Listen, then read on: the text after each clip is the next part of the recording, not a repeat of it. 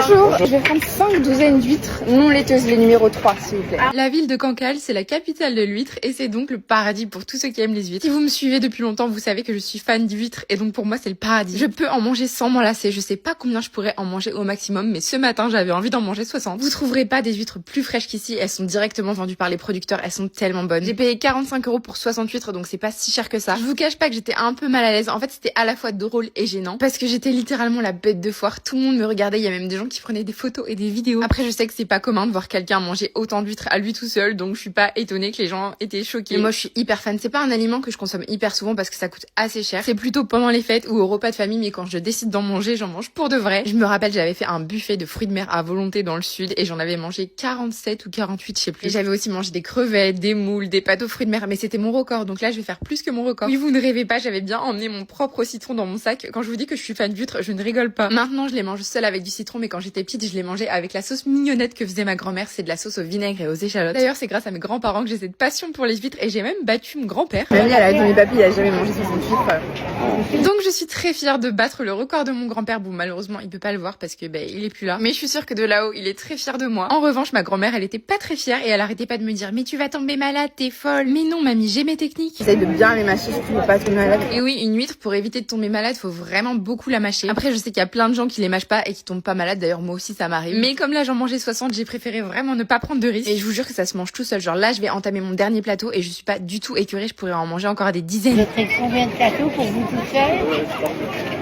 J'en ai pris 5 douzaines. Ça doit être très bon pour la santé. Cette mamie était trop mignonne. Genre vraiment, quand je vous dis que j'étais la bête de foire, c'est que tout le monde était hyper intrigué. Il y a d'ailleurs un abonné aussi qui est venu me parler. Enfin, c'était vraiment trop drôle cette dégustation. Les interactions autour de cette table, c'était trop drôle. Faut le faire, hein. C'est vraiment pas mal. Non, j'aurais pu en prendre plus, hein. Mais on va manger après. C'est pas vrai. Et oui, c'est pas une blague, les huîtres que j'en mange 10 ou 60, pour moi c'est qu'une entrée. Je sais pas s'il y a un truc que vous pourriez manger à l'infini, mais moi c'est vraiment ça. C'est un pari. Bah non, j'adore les huîtres. On fait glisser tout ça avec du jus de pomme et la tradition ici c'est de jeter les coques directement à la mer. C'est impressionnant la quantité de coques. Et je vous ai pas menti, comme on est en Bretagne, j'étais obligée d'enchaîner avec une galette et une crêpe. Si seulement tous les dimanches pouvaient être comme ça, c'est mon rêve.